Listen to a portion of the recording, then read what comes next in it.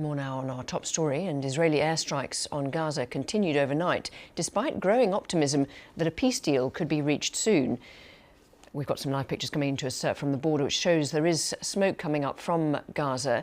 Late on Saturday, Israel's Prime Minister said he hoped to announce the release of all remaining hostages in the coming days.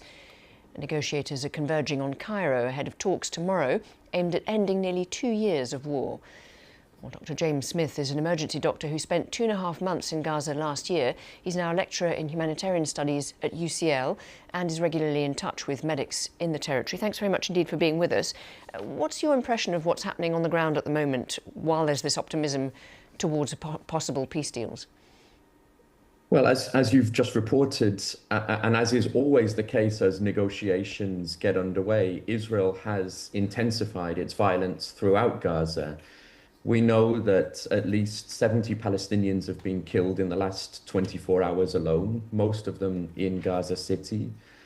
The hospitals throughout Gaza are overwhelmed every single day by the continuous influx of injured and mortally wounded Palestinians from Israel's attacks.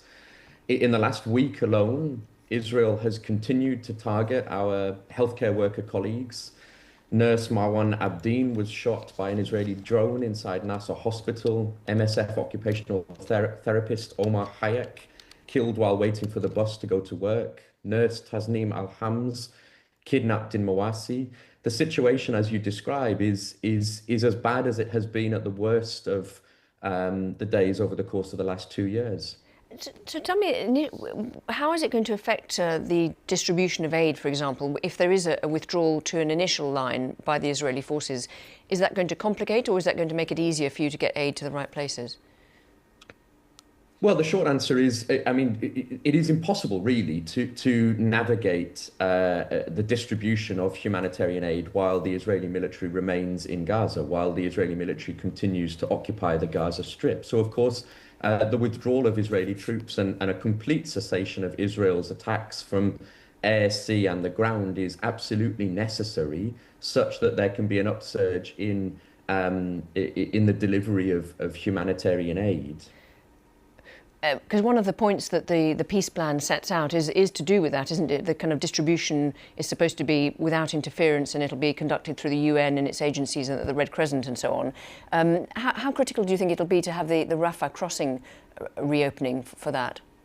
It's essential. I mean, Israel has maintained complete control over humanitarian access as a core pillar of its genocide.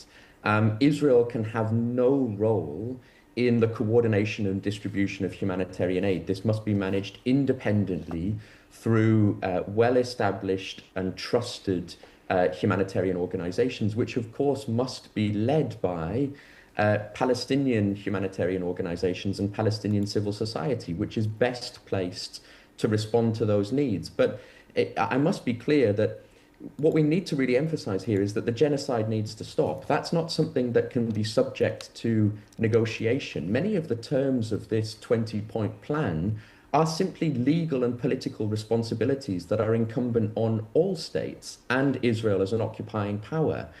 The USA is presenting itself as a broker of peace, which frankly is perhaps the most absurd label that one could ascribe to the US state, given the violence and oppression that it has wrought worldwide, particularly in Palestine. What we need to be focused on now is ending Israel's ongoing violence and orientating towards the serious questions of accountability and justice. It's deeply concerning that very few are talking about the conditions of occupation, apartheid, and slow genocide that Israel continues to impose on Palestine and the Palestinian people. What does peace look like if we don't address these underlying foundational issues? Dr. James Smith, thank you very much indeed for talking to us. And just want to point out that Israel does deny that it's responsible for genocide in Gaza.